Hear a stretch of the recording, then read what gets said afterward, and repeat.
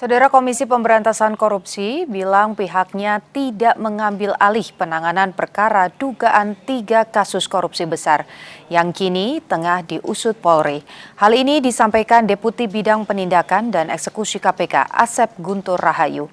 Asep menyebut keterlibatan KPK baru sebatas menjalankan fungsi koordinasi dan supervisi. Ia menegaskan pengambil alihan perkara oleh KPK hanya dapat dilakukan jika memenuhi kriteria yang diatur dalam pasal 10A Undang-Undang Nomor 19 Tahun 2019. Hari kemarin pagi itu ya, hari Jumat berarti ya, Jumat pagi, Komisi Pemberantasan Korupsi menerima undangan. Ya, ini undangan resmi dari Direktorat Kriminal Khusus atau Dirkrimsus Polda Metro Jaya, ya, yang ditujukan kepada pimpinan terkait dengan adanya kewenangan yang dimiliki oleh KPK, ya, itu terkait dengan koordinasi dan supervisi dalam penanganan perkara di APH lain. Itu sesuai dengan pasal 6 kemudian pasal 10A besar gitu ya di Undang-Undang 19 tahun 2019. Silakan nanti dilihat. Menindaklanjuti surat tersebut, kemudian pimpinan ya menugaskan 2 orang deputi. Nah, 1 deputi koordinasi dan supervisi karena itu memang bagiannya.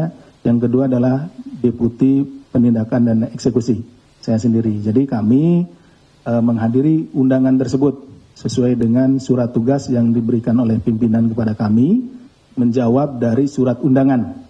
Nah, seperti itu. Kami hadir di sana. Di sana kami berdiskusi, ya, diskusi dengan penyidik itu terkait dengan bagaimana terkait dengan koordinasi dan supervisi sebuah perkara, kan gitu ya. Jadi Ibu Deputi Korsub menjelaskan bahwa saat ini tahapnya masih tahap awal gitu ya. Tahap awal. Nanti rekan-rekan bisa lihat kalau diambil alih gitu ya, itu ada tahapannya mulai dari komunikasi, kemudian koordinasi, kemudian disupervisi dulu gitu ya. Baru nanti disesuaikan dengan klausul yang ada di pasal 10A ayat 2 ya. Nanti rekan-rekan silahkan baca. Undang-Undang Nomor 19 Tahun 2019 tentang KPK. Karena di sana ada kriteria di mana pengambil alihan perkara itu dilakukan. Jadi tidak bisa misalkan kita dengan asumsi sendiri. Misalnya tadi ya kita berasumsi bahwa wah ini gak mungkin lah, pasti perkaranya macet gitu kan dan lain-lain pasti susah. Itu kan asumsi.